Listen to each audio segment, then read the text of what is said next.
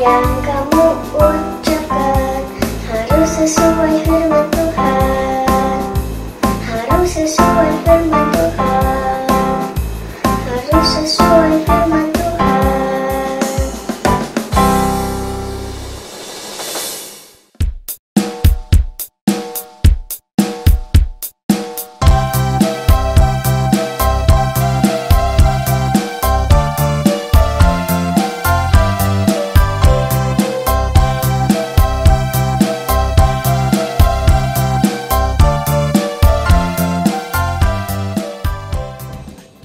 Sebelum kita mulai ibadah kita hari ini, kita mau berdoa dulu ya.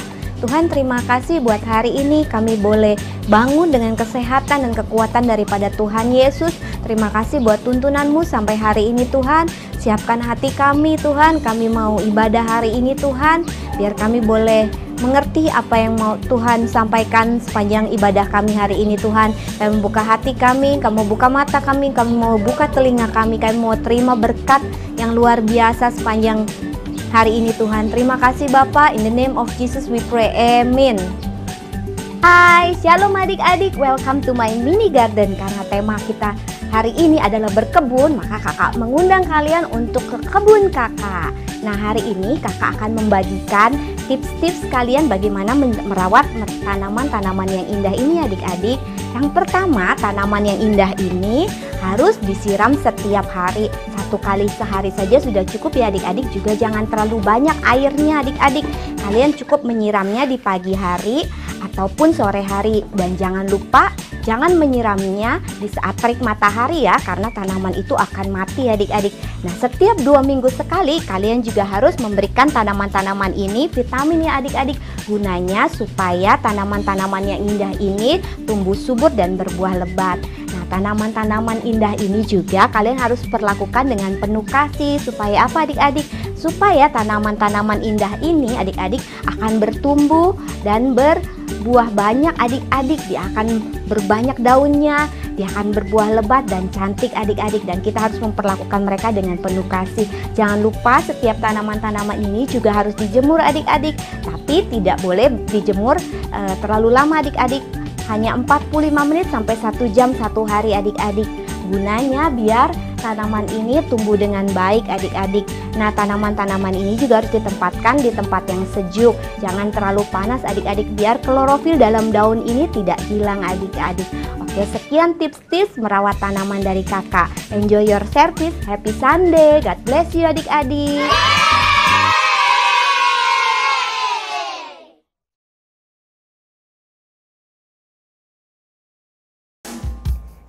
Shalom adik-adik, siapa yang hari ini siap melompat untuk Tuhan Yesus? Yuk, kakak ajak kalian semua hari ini bersemangat berikan yang terbaik buat Tuhan Yesus, amin. So when I say jump, let's jump together, okay? Come on! 1, 2, 3. Jump, jump, jump into the light, light, light. Run, run, run away from what's not right. Jump, jump, jump out of the dark, dark, dark. Run to Jesus and give Him your heart. Say one more time. Jump, jump, jump into the light, light, light. Run, run, run away from what's not right. Jump, jump, jump out of the dark, dark, dark. Run to Jesus and give Him your heart.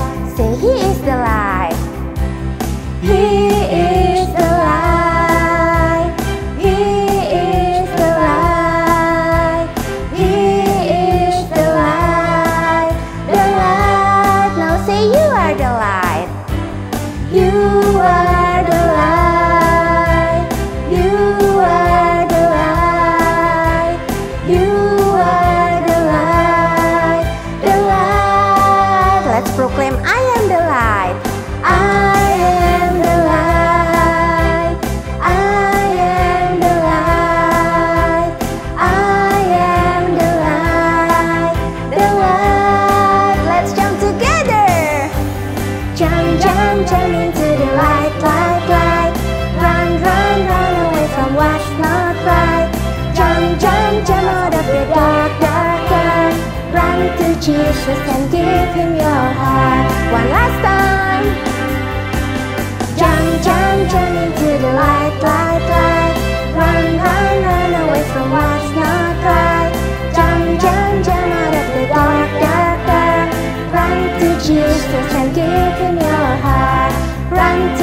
Jesus and give Him your heart. Run to Jesus, I give Him my heart. Everybody say Hallelujah.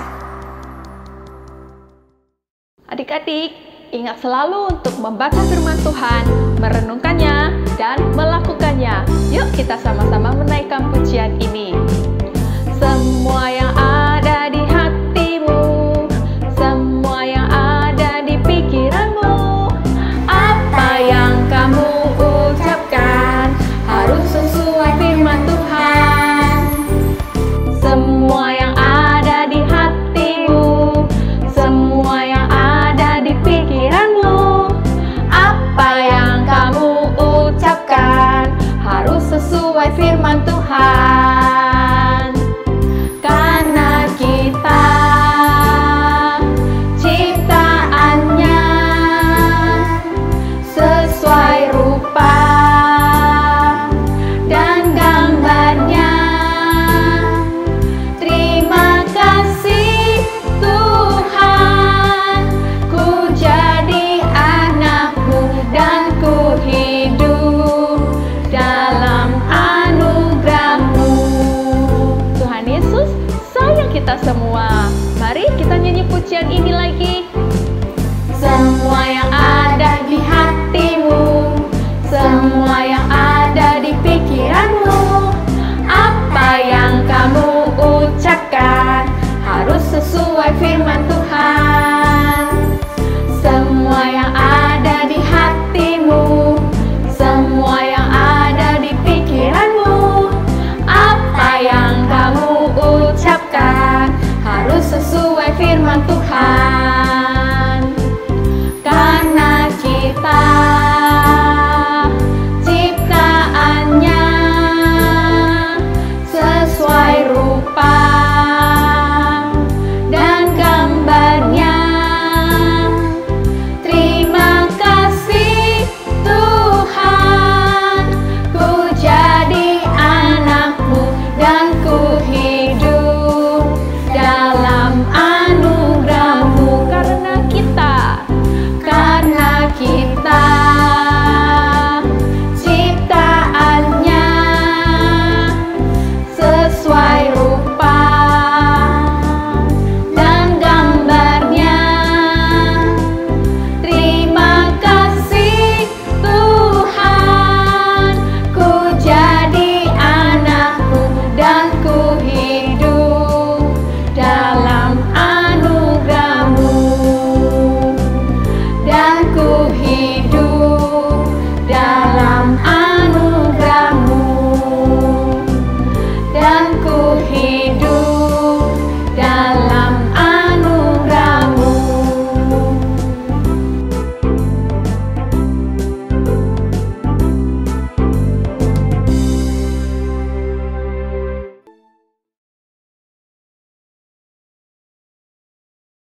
Teman-teman, mari kita sepakat berdoa. Tuhan Yesus, kami berdoa untuk bangsa Indonesia ini dipulihkan, ekonomi Indonesia ini dipulihkan, dan keadaan COVID-19 ini semakin menurun di bangsa Indonesia ini Tuhan. Dan banyak rakyat Indonesia yang divaksin, serta gereja Tuhan Yesus bersatu di bangsa Indonesia ini Tuhan, dan menuai banyak jiwa-jiwa. Terima kasih Tuhan Yesus, haleluya, kami berdoa, amin. Mazmur 91. Dalam lindungan Allah. Orang yang duduk dalam lindungan yang maha tinggi dan bermalam dalam naungan yang maha kuasa akan berkata kepada Tuhan, tempat perlindunganku dan kubu pertahananku, Allahku yang kupercayai. Sungguh Dialah yang akan melepaskan engkau dari jerat menangkap burung, dari penyakit sampar yang busuk. Dengan kepaknya ia akan menudungi engkau, di bawah sayapnya engkau akan berlindung. Kesetiaannya ialah perisai dan pagar tembok. Engkau tak usah takut terhadap kedahsyatan malam, terhadap panah yang terbang di waktu siang, terhadap penyakit sampar yang berjalan di dalam gelap, terhadap penyakit menular yang mengamuk di waktu petang. Walau 1000 orang rebah di sisimu dan 10.000 di sebelah kananmu, tetapi itu tidak akan menimpamu. Engkau hanya menontonnya dengan matamu sendiri dan melihat pembalasan terhadap orang-orang fasik. Sebab Tuhan ialah tempat perlindunganmu, yang maha tinggi telah kau buat tempat perteduhanmu.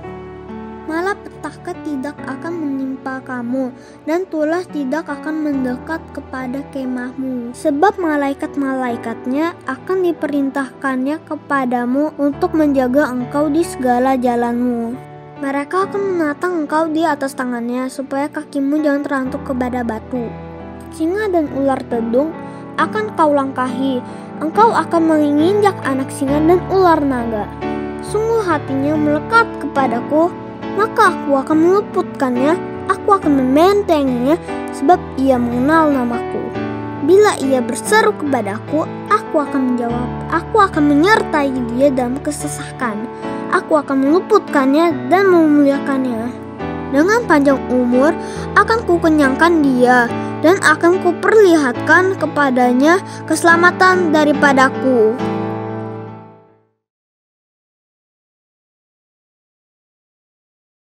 Shalom adik-adik semuanya, apa kabarnya kalian hari ini? Kakak yakin dan percaya kalian semua pasti dalam keadaan yang sehat dan diberkati oleh Tuhan Yesus.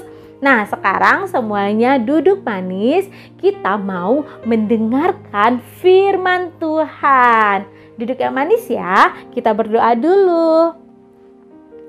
Terima kasih Tuhan Yesus untuk hari ini, untuk kebaikan-Nya Tuhan, untuk berkat-Nya Tuhan, Tuhan berikan untuk setiap kami semua. Kami siap Tuhan untuk mendengarkan cerita firman-Mu, kami siap untuk mendengarkan isi hatinya Tuhan. Di dalam nama Tuhan Yesus kami sudah berdoa dan bersyukur. Haleluya, amin.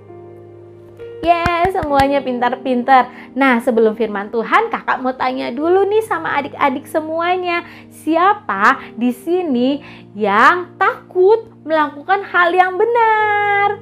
Ada nggak yang takut melakukan hal yang benar? Kak, maksudnya seperti apa? Misalnya seperti ini adik-adik.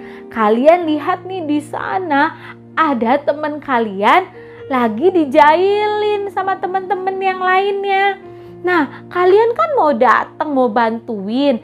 Tapi kalau aku bantuin, nanti aku takut dijauhin sama teman-teman aku yang lainnya. Aku takut. Nah, kamu pernah nggak adik-adik mengalami hal seperti itu, cerita seperti itu?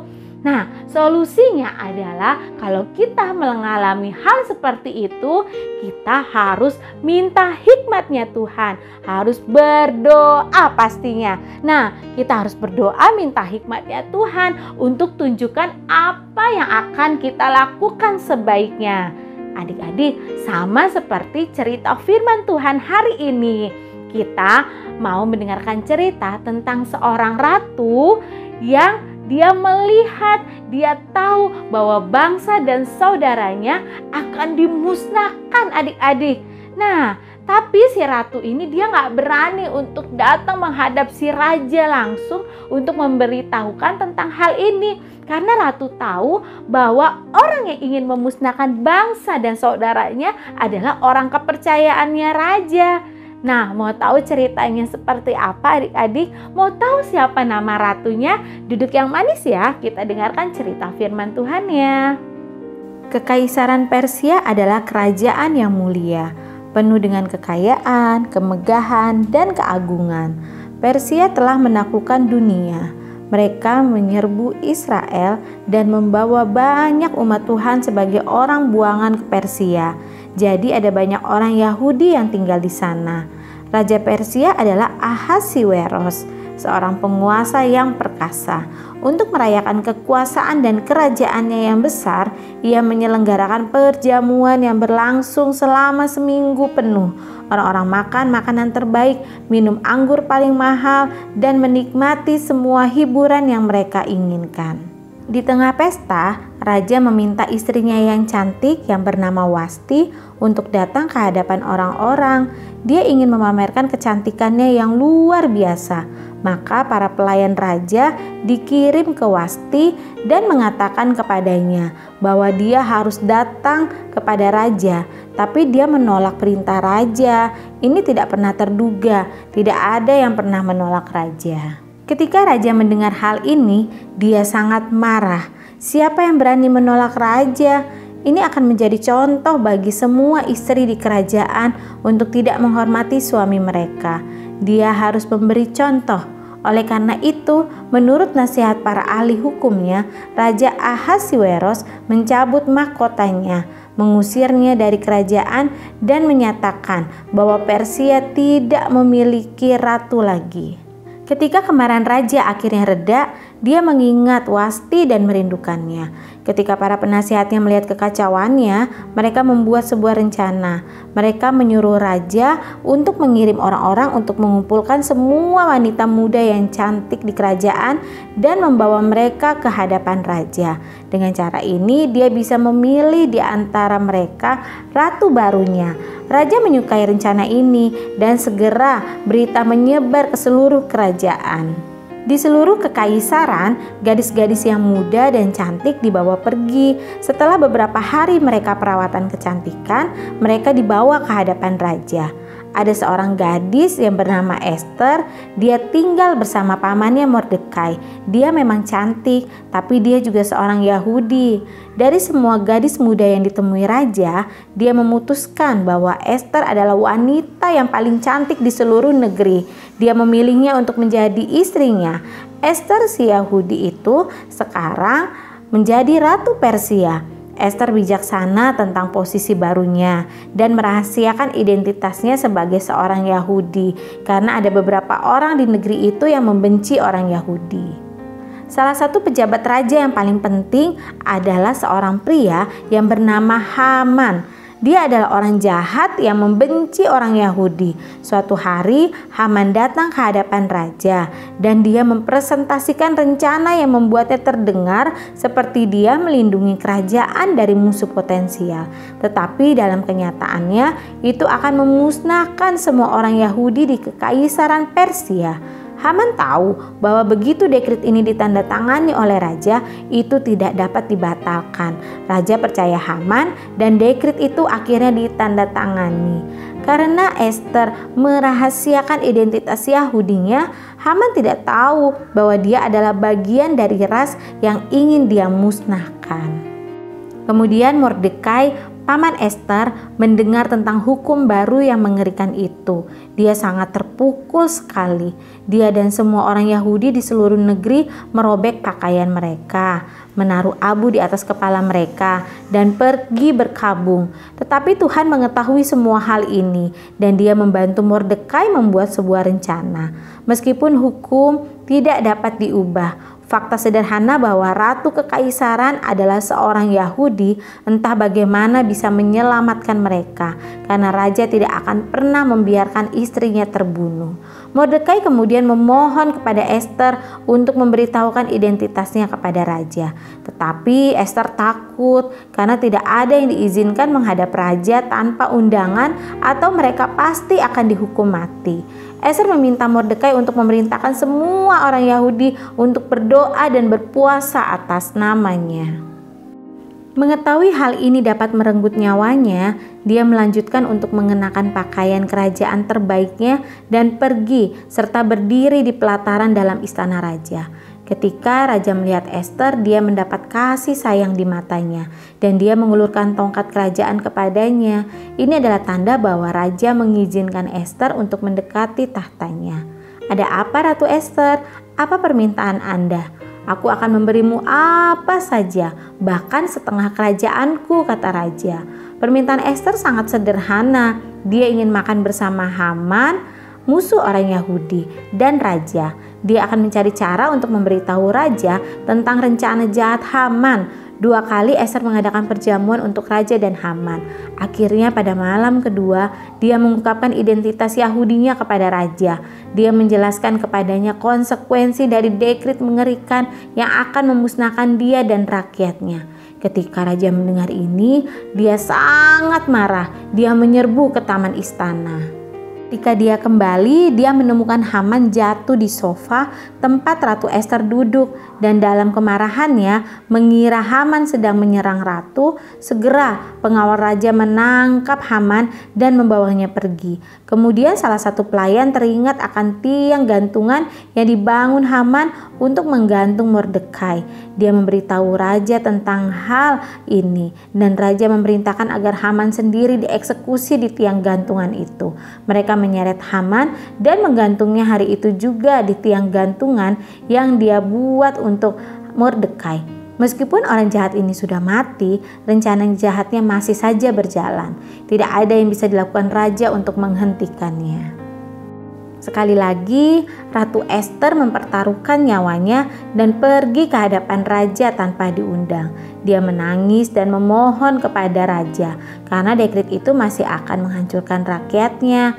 Raja kemudian mengeluarkan yang baru yang memberi semua orang Yahudi di Kekaisaran Persia hak untuk mengangkat senjata dan membela diri terhadap serangan yang akan datang ini. Ketika hari itu akhirnya tiba, orang-orang Yahudi bangkit melawan musuh-musuh mereka dan menguasai mereka. Bahkan pejabat istana dan gubernur membantu orang-orang Yahudi dan mereka menang. Orang-orang Yahudi merayakan kemenangan Tuhan dan mengadakan festival yang dirayakan setiap tahun hingga hari ini. Selama festival Purim, orang-orang Yahudi mengingat persediaan Tuhan dan keberanian Ratu Ester. Hal ini sebagai pengingat bahwa Tuhan akan selalu melindungi umat perjanjiannya, meskipun telah dan akan banyak orang jahat yang mencoba untuk memusnahkan mereka. Tuhan tidak akan pernah membiarkan umatnya dihancurkan. Amin. Adik-adik, itu tadi ya cerita firman Tuhan kita hari ini.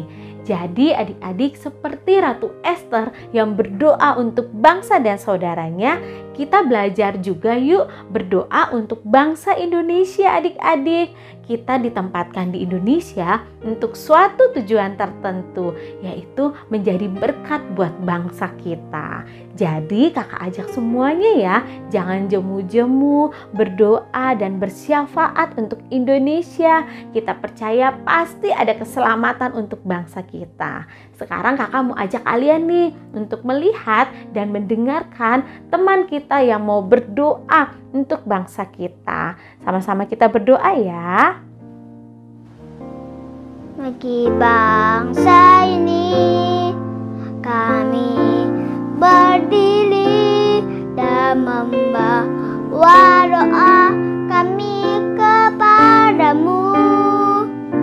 Sesuatu yang besar pasti terjadi dan mengubahkan negeri kami.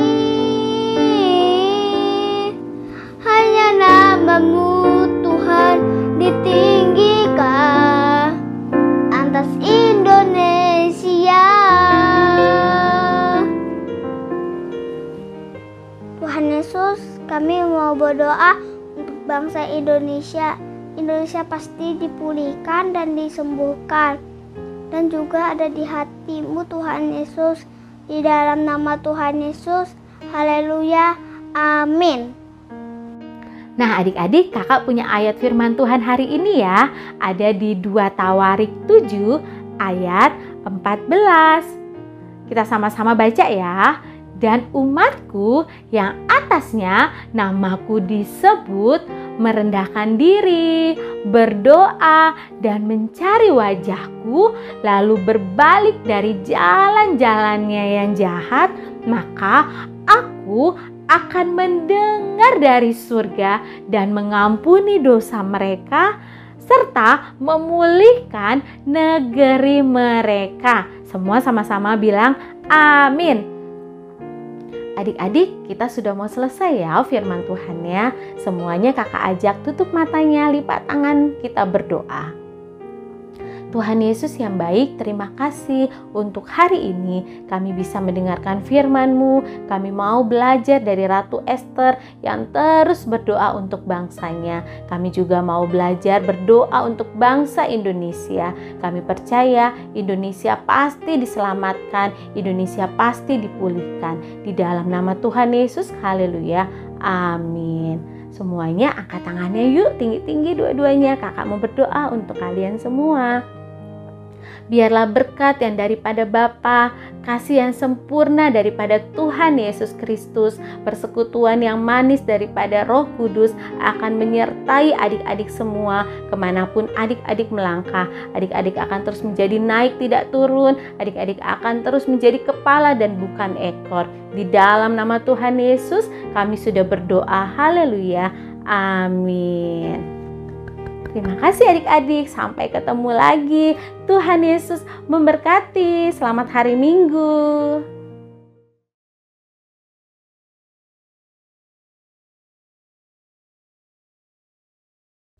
Shalom adik-adik, firman Tuhan tadi sangat memberkati kita ya. Kita jadi belajar nih dari Esther untuk tetap berdoa dan percaya bahwa Tuhan akan menyelamatkan bangsanya. Nah adik-adik, karena tema hari ini adalah mari berkebun, jadi sekarang aktivitinya kakak akan mengajak kalian untuk beneran berkebun. Wah, yang gak sabar yuk ikutin terus. Nah, karena hari ini aktivitinya kita akan membuat toge. Jadi bahan-bahan yang digunakan ada yang pertama biji kacang hijau. Kemudian ada gelas, di sini kakak pakai gelas plastik. Kemudian ada kapas yang sudah dibasahi air nih, yang sudah kakak rendam dengan air. Nah, caranya mudah banget nih adik-adik. Pertama yang adik-adik harus lakukan adalah menaruh kapasnya di dalam gelasnya. Nih, kita taruh di dalamnya. Di sini kakak pakai satu kapas yang kakak bagi dua. Nah, adik-adik lihat ya, sudah ada kapasnya di dalam. Kemudian kita akan menaruh biji kacang hijaunya di kapasnya. Nah, adik-adik di sini bebas nih. Mau taruh di mana aja boleh, tapi jangan terlalu dekat. Nah, kalau ada yang deket nih boleh digeser-geser. Jadi ada ruangan. Nah, ini kalau terlalu dekat kita geser lagi gitu. Oke. Kalau rasa-rasanya sudah penuh nih gelasnya, atau mungkin masih bisa ditaruh lagi, boleh banget. Nah, kalau sudah seperti ini nih, sudah jadi deh. Sudah selesai. Adik-adik tinggal tunggu mungkin sekitar 5-7 hari untuk jadi togenya. Adik-adik bisa taruh di dalam ruangan ya, agar dia bisa bertumbuh dengan baik. Oke. Nah adik-adik, aktiviti kita udah selesai nih. Ternyata membuat toge itu gampang kan? Dan bahan-bahannya sangat sederhana. Nah, sekian untuk aktiviti hari ini adik-adik. Sampai ketemu minggu depan. Tuhan memberkati. Shalom adik-adik semuanya, bersama dengan Tuhan Yesus kita pasti bisa. Yuk kita lihat videonya.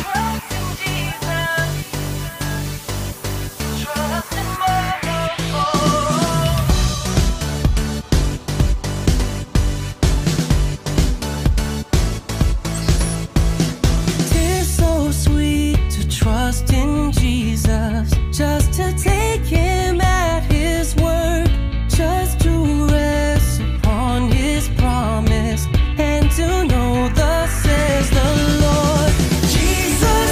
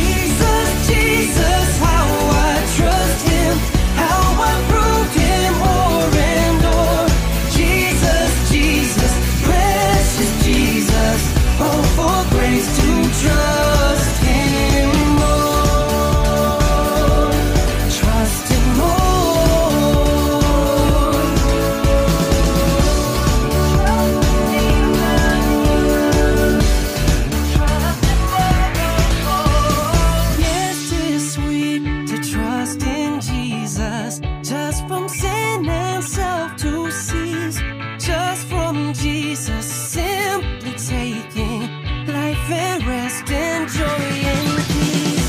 Jesus, Jesus, how I trust him, how I proved him more and more. Jesus, Jesus, precious Jesus, oh, for grace to trust him. Jesus, Jesus, how I trust him, how I proved him more and more. Jesus, Jesus, precious. Oh, oh, oh, oh, aku adalah Indonesia, beraneka ragamnya, warna-warni irama.